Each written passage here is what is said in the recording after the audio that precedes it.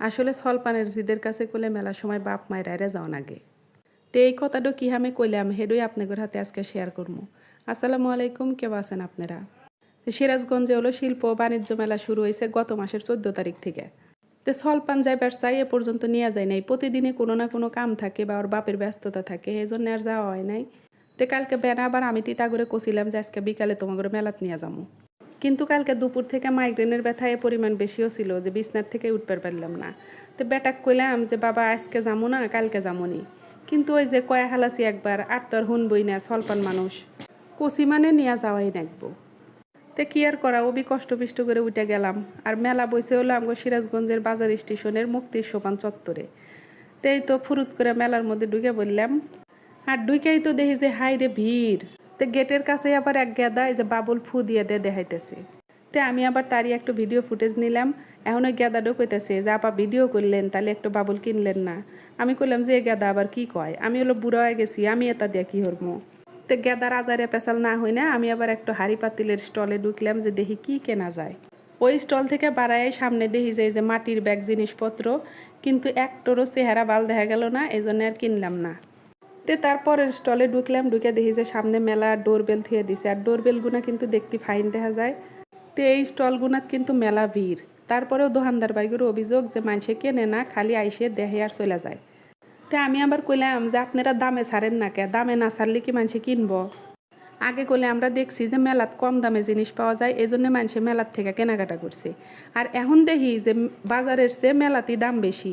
আর এই কথাটাই আমি একটা দোকানদারে কছি যে আপনারা তো বাজারের চেয়েও দাম বেশি রাখেন। আর আমাকে উল্টা কইতেছে কি, আচ্ছা ঠিক আছে তাহলে আমরা চলে গেলি পারে বাজার থেকে কিনেন, কেবা ঠেকে তালি তাই কন। এবার কথা কলি আর বেচা কেনা হবো না, যে বা গাট্টি পোটলা নিয়ে আসু ও বাই গাট্টি পোটলা নিয়ে ফেরত যাওয়া নাকবো।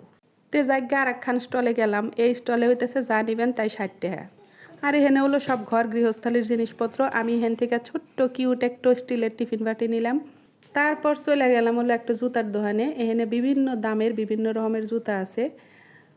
তো জুতা দেখতেছি আর ভিডিও করতেছি, এর মধ্যে আমার জামাই আমাকে কইতেছে যে এই যে তুমি যে ভিডিও করতে চাও, তোমাকে করলে আবার পিছন থেকে মানুষে ভিডিও করতেছে, অতএব সব ভিডিও করা বাদ দাও, এগুলা করলে ভাইরাল হয়ে যাব।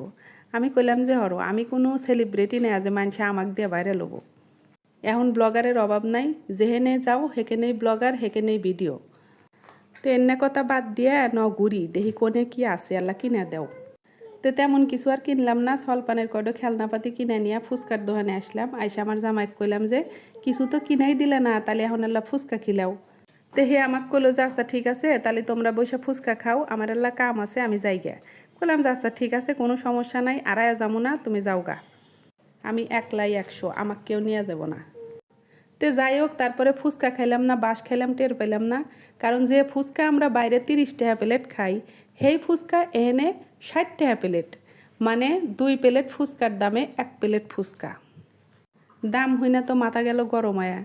তারপরেও কি আর করা, খায়া যখন হালাসি দাম তো দেওয়াই নাকবো। তে ফুচকা টুচকা খায়া গেদাক কইলাম যে হনো ঘোরাঘুরি তো মেলাই করলাম, তাহলে এখন 8 তারিখ থেকে পরীক্ষা, এখন বাসায় যাই গে। যেই না গেট দিয়ে বাড়াছি ওবি দেখি এক ভাই মনের সুখে সুখ টান মারতেছে আর ধোয়া ছাড়তেছে, হাই রে শান্তি। তারপরে দেখি গেটের সামনে এক বেলুনালা মেলাডি বেলুন নিয়ে খাড়া হয়েছে, আর তার কাছ থেকে গেদিডো বেলুন নিয়ে ছবি তুলতেছে। তো আমি বেলুনালাক কইলাম যে ভাই এডো নিয়েও করলে আপনি ব্যবসা করে পারবেন, যেটি বেলুন নিয়ে ছবি উঠবো 10 টাকা।